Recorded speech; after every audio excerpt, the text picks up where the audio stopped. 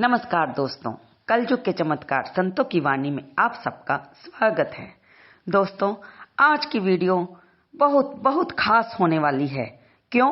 क्योंकि हर भक्त जिन्होंने भी नामदान लिया होता है, जब उसके गुरु घर में कोई फंक्शन होता है, जब कोई तीन त्योहार एक अलग तरीके से ही मनाया जाता है, तो उस त्योहार का, उस दिन का, उस पावन पवित्र पर्व का एक अलग सा ही उत्साह भक्तों में देखने को मिलता है। क्योंकि हर तरफ गुरु घर में जय गुरुदेव के जयकारे लगते हैं। जहां पर हम मंदिरों में कीर्तन करते हैं, श्री राम श्याम भोले बाबा के हम भजन गाते हैं, जयकारे लगाते हैं। वहीं जब गुरुदेव के घर में कोई सम्मेलन हो, संत आए हों, हम उनके दर्शन करने जाएं, तो हम जय गुरुदेव के जयकारे लगाते हैं। और गुरुओं के भजनों से ही वातावरण आनंद मंगल हो जाता है। क्योंकि एक गुरु ही तो वो स्वरूप है जिसमें ब्रह्मा विष्णु महेश सभी समाये हुए हैं। माने तो सबसे बड़ी ताकत ही गुरुदेव है। क्योंकि अगर दुनिया में गुरु ना होते तो आपको ये ज्ञान देने वाला कि इस दुनिया में परमात्मा नाम का भी कोई अस्तित्व है, जिसको हम राम श्याम भोले बाबा, जा दुर्गा माता, जा हनुमान जी पवन पुत्र के नाम से पुकारते हैं। और जब भी हम कष्ट में होते हैं, हम उन्हें बुलाते हैं, और वे हम जिस नाम से बुलाते हैं, वे उसी स्वरूप में प्रसन्न होकर हम पर कृपा करते हैं और हमारे कष्टों को हरते हैं। तो दोस्तों, मैं तो ये मानती हूँ कि अगर आप अपने गुरु के चरणों में पूरी प्रीत रखते हैं, तो दुनिया की कोई ताकत नहीं कि आपका विश्वास डोल जाए और आपका कोई काम अधूरा रह जाए। क्योंकि गुरुदेव की कृपा से आप हर काम में सफलता पाते हो। हाँ, एक बात मैं यहाँ पर जरूर कहूँगी कि श्रद्धा और सबरी, ये दो तो आपको अपनाने ही पड़ेंगे। अगर आप श्रद्धा रखते हो, सहन शक्ति रखते हो, तो आपके कर्म आपको आपके योग्य फल अवश्य देंगे। और अगर कुछ नकारात्मक भी होना हुआ, तो अगर आप अपने मार्ग पर सही चल रहे हैं, तो गुरुदेव की कृपा से वो नकारात्मक ऊर्जा भी, वो नकारात्मक शक्तियां भी आपसे दूर हो जाएंगी और आपके जीवन को सफल बनाएंगी। दोस्तों, चलते हैं हम अपने आज की वीडियो के विषय की तरफ। ये वीडियो बन रही है हमारे गुरु घर में पूज्य पाठ दंडी स्वामी महाराज स्वामी श्री निगम बोध तीर्थ जी की अध्यक्षता में जो संत सम्मेलन होने जा रहा है। दोस्तों, ये संत सम्मेलन इस बार का 66वां संत सम्मेलन है, जो कि हर बार अपने ही आप में पूरे साल भर में एक ऐसी ऊर्जा समेट कर रखता है कि जिससे हम भक्तों में हर कष्ट को, हर मुसीबत को सहने की और इस संसारी जीवन को समझने की शक्ति आती है। क्योंकि इस संत सम्मेलन में दूर दूर से आए हुए संत स्वामी जी की अध्यक्षता में अपने विचार रखते हैं, और जिन विचारों को सुनकर हम जैसे भगत संसारी लोग अपने जीवन को सुधारते हैं और प्रभु के प्रति उनकी भक्ति भी बढ़ती है। आइए कुछ झलकियां देखते हैं हम इस सम्मेलन की शुरुआत में क्या किया जा रहा है। संत सम्मेलन के प्रचार के लिए शहर के कोने कोने में फेरियां निकाली जा रही हैं, वेद मंदिर के ट्रस्टी मेंबर्स के द्वारा और यहाँ के भगत जन के द्वारा और यहाँ की महिला संकीर्तन मंडल के द्वारा, जिसमें सभी भगत जन बढ़ चढ़कर उत्साह दिखा रहे हैं। सम्मेलन के शुरू में निर्मला दीदी ने अपने घर में सुंदरकांड का पाठ रखा था, क्योंकि वहां से फेरी को चलना था। संध्या फेरी थी, कुछ जगह पर सुबह की प्रभात फेरी निकाली जा रही थी और कुछ इलाकों में संध्या फेरी निकाली जा रही थी। और निर्मला दीदी के घर से संध्या फेरी चलनी थी सुंदरकांड के पाठ के बाद। आइए पहले हम सुनते हैं इस सुंदर पाठ और उसके बाद हुए कीर्तन की कुछ झलकियां, जिसका आप आनंद लीजिए। इसलिए मैं जहां पर अपनी वाणी को विराम देती हूँ।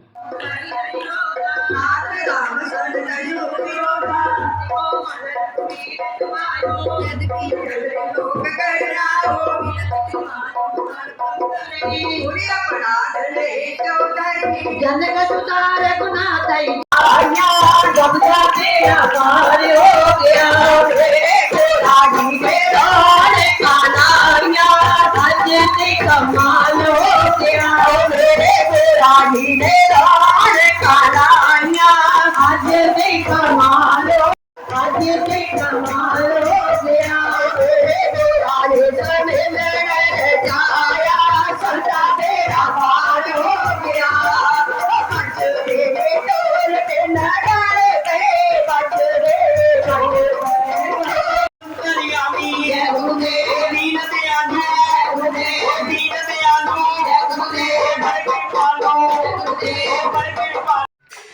सुंदरकांड के पाठ के बाद और उसके कीर्तन के बाद अब तैयारी हो रही है महाआरती की। भगतजन जो कि पूरे म्यूजिक सिस्टम नगारों के साथ ढोल के साथ महाआरती करने के लिए आगे आ गए हैं और उन्होंने भक्तों को थोड़ा थोड़ा पीछे कर दिया है, क्योंकि इस विशाल आरती की तपश इतनी ज़्यादा होती है कि उसके लिए सावधानी बरतनी पड़ती है, इसलिए उन्होंने भक्तों को थोड़ा थोड़ा पीछे कर दिया। उसके बाद आरती की तैयारी करने के बाद बड़ी आरती पर सारी ज्योतों को जगाने के बाद अब शुरू होती है महाआरती, जिसमें सबसे पहले माँ गणपति जी की आरती की गई, उसके बाद माँ काली की आरती की गई, उसके बाद भोलेनाथ की आरती की गई और फिर गुरुदेव भगवान की आरती की गई। और उसके बाद हम चल पड़े थोड़ा सा चाय प्रसाद लेकर आगे की फेरी की तरफ, जो कि संध्या फेरी का टाइम भी था और सभी लोगों को, उस इलाके के लोगों को इस विशाल धर्म सम्मेलन के बारे में बताना तो जरूरी था ना। आप भी थोड़ा सा इस आरती का आनंद लें।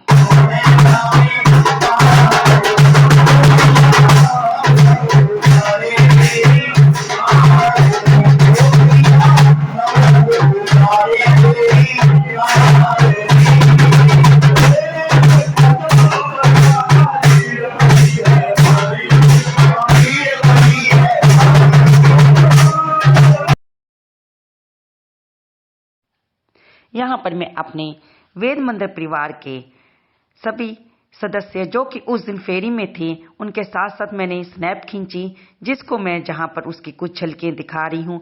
आप देख ही रहे होंगे कि ये सब कितने उत्साहित हैं, और क्यों ना उत्साहित हों, क्यों ना खुश हों, क्योंकि इस संत सम्मेलन का हमें साल भर इंतज़ार रहता है कि कब मार्च में सम्मेलन आएगा, जो हमारे सदगुरुदेव भगवान जिसके लिए अथक प्रयास करते रहते हैं। हर बड़े संत को वे अपनी तरफ से बहुत दिन पहले ही संदेशा भेजकर यहाँ पर बुलवाते हैं, जहाँ पर दंडी स्वामी महाराज, महामंडलेश्वर महाराज, कथा प्रचारक, भजन कीर्तन करने वाले बहुत से संतों के दर्शन करने को आपको मिलेंगे। एक ही स्टेज पर आप इन सभी को बैठे हुए देखते हैं, इनके दर्शन करते हैं, इनके विचारों को सुनते हैं। पता नहीं कौन सा विचार, किस संत का कौन सा दर्शन आपके सोए हुए भाग जगा दे, और कौन सा विचार, कौन सा शब्द आपके अंदर चोट लगाए और आपको उससे अंदर की आत्मा जाग जाए और आपका प्रभु के प्रति विश्वास और बढ़ जाए। ये तो आप खुद ही बता सकते हो जब आप इस सम्मेलन में आते हो और आप खुद अनुभव करते हो कि इस सकारात्मक ऊर्जा से भरे हुए वेद मंदिर में जब संत सम्मेलन होता है तो यहाँ का वातावरण कितना ज़्यादा ऊर्जामय हो जाता है। और जब आप यहाँ पर संत सम्मेलन में संतों के दर्शन करके उनके विचार सुनकर घर जाते हो तो आप कितनी ज़्यादा ऊर्जा से भरे होते हो और आपके मन में एक उत्साह सा भरा होता है कि आपने इस जिंदगी को कैसे जीना है और आपके जीवन में जो समस्याएं आ रही हैं उनके प्रति आप और ज़्यादा कमर कसकर लड़ने के लिए तैयार हो जाते हो, क्योंकि गुरुओं के दर्शन करने से, गुरुओं के विचार सुनने से हम संसारी लोगों के जीवन में एक जो नया उमंग भर जाते हैं, जिससे हम अपने इस जीवन की समस्याओं को लड़ने के लिए तैयार हो जाते हैं और अपनी समस्याओं से घबराते नहीं हैं, क्योंकि ये समस्याएं हमें विचलित नहीं कर पाती अगर हम गुरुओं की शरण में होते हैं। आप मेरे पीछे देख रहे हैं संध्या फेरी की कुछ झलकियां, जिसमें सभी भगतजन उत्साह से एक दूसरे को बधाई देते हुए आगे बढ़ रहे हैं और साथ साथ कीर्तन का आनंद ले रहे हैं। अब मैं जहां पर अपनी वाणी को विराम दूंगी ताकि आप भी यहां पर आकर कुछ कीर्तन का, संध्या फेरी का आनंद ले सकें।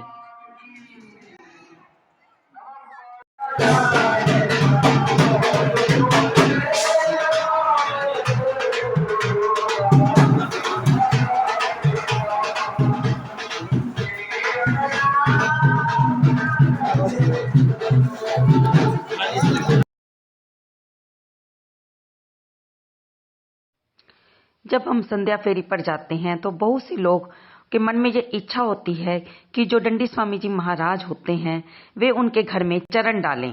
संत चरण घरों में डालना बहुत ही शुभ माना जाता है। इसलिए रास्ते में बहुत से ऐसे वेद मंदिर परिवार के सदस्य थे जो अपने घरों में जिन संतों के चरण डलवाना चाहते थे। इसलिए उन्होंने पहले ही कह रखा था, और जब हमारी संध्या फेरी उनके घरों के दुकान के आगे से निकल रही थी तो वहाँ पर उन्होंने अपने अपने घरों में चरण डलवाए संतों के, और प्रसाद भी बांटा और संगत पर फूल बरसाए। दोस्तों, ये दृश्य कहने सुनने की बात नहीं होती, लेकिन ये अपने आप में इतना आनंदमय और उमंग भरा होता है कि हमें एहसास ही नहीं हो रहा था कि दोपहर को सुंदरकांड से शुरू हुआ ये समय किस प्रकार शाम तक पहुंच गया था, और अब धीरे धीरे फेरी में आगे जाते जाते अंधेरा पड़ने लगा था। लेकिन फिर भी सभी लोग उत्साह से चलते जा रहे थे। थकावट का तो किसी के चेहरे पर नामो निशान ही नहीं था, बल्कि और ज्यादा खुशी थी कि हम इस पवित्र कार्य में अपना अपना थोड़ा सा सहयोग दे रहे हैं।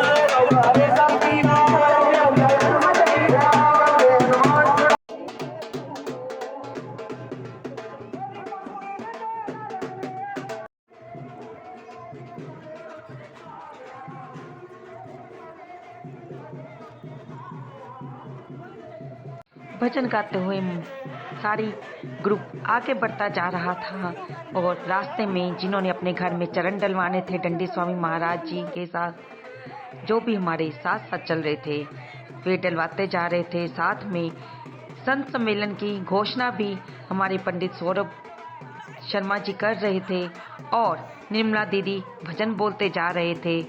सभी पीछे भगत जन उनके साथ साथ उनकी आवाज में साथ दे रहे थे। जय गुरुदेव के जयकारे लग रहे थे। बहुत ही आनंदमय था।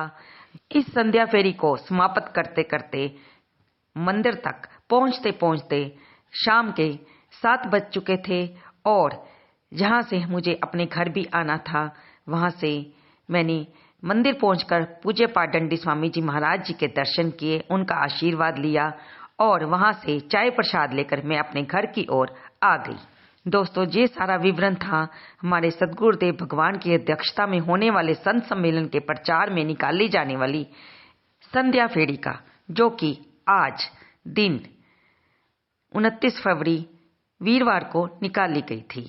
ये ये लुधियाना के शिवपुरी इलाके में निकाली गई थी और शिवपुरी से सारी गलियों में घूमती हुई सारा प्रचार करते हुए ये फेरी वेद मंदिर धाम में शाम को पहुंची, जिसका विवरण मैंने अपने हिसाब से आपके सामने रखा। आपको ये वीडियो कैसी लगी कृपया से लाइक करें, शेयर करें और अगर आप लुधियाना में रहते हैं तो वेद मंदिर में संत सम्मेलन में अवश्य शामिल हों, जो कि 3 मार्च को शुरू होने जा रहा है और 10 मार्च तक दोपहर तक चलेगा। आप भी अवश्य आएं और अपने साथ अपने परिवार के सदस्यों को, मित्रों को भी लेकर आएं और इस संत सम्मेलन में संतों के दर्शन का लाभ उठाएं।